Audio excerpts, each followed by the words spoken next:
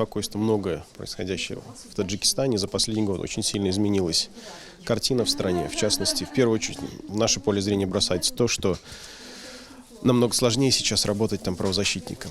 Активно зажимается гражданское общество. Многие организации испытали на себе неожиданные визиты и проверки властей. Кому-то выписаны штрафы непомерные для них.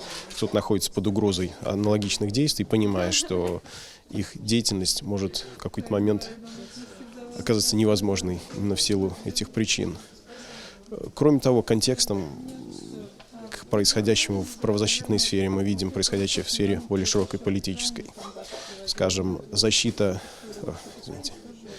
запрет партии Исламского возрождения Таджикистана, единственной исламской партии, которая официально, легально существовала в Центральной Азии, была представлена в парламенте, весьма удручает, поскольку произошло это, на наш взгляд, абсолютно по надуманным основаниям. Партии просто было сказано, что она должна прекратить свою деятельность, поскольку не пользуется поддержкой.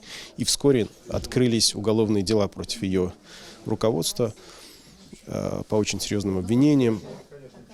Суть обвинений комментировать сложно, но понятно, что это происходит в том контексте, когда просто деятельность партии нежелательна и идет зачистка пространства теми способами, которые власти считают допустимыми. Это все вызывает очень серьезное беспокойство.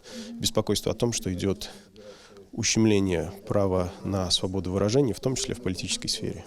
Преследуются не только люди, судя по всему, за их политические взгляды, но и адвокаты, которые пытаются их поддерживать. Это вызывает большое беспокойство. Почему к этому недостаточное внимание международного сообщества? Не мне давать ответ на этот вопрос. Мы за ним следим, мы вызываем беспокойство, мы высказываем беспокойство. Мы высказываем в том числе беспокойство в связи с недостатком внимания к этому вопросу. Наверное, связано это с рядом моментов, в том числе, что Таджикистан для стран, которые могли бы повлиять на позицию правительства по этим вопросам, представляет какой-то интерес, стратегический иной, и стратегические интересы, права человека становятся заложником стратегических интересов. Наверное, в связи с этим внимания к таким процессам и осуждения происходящего недостаточно.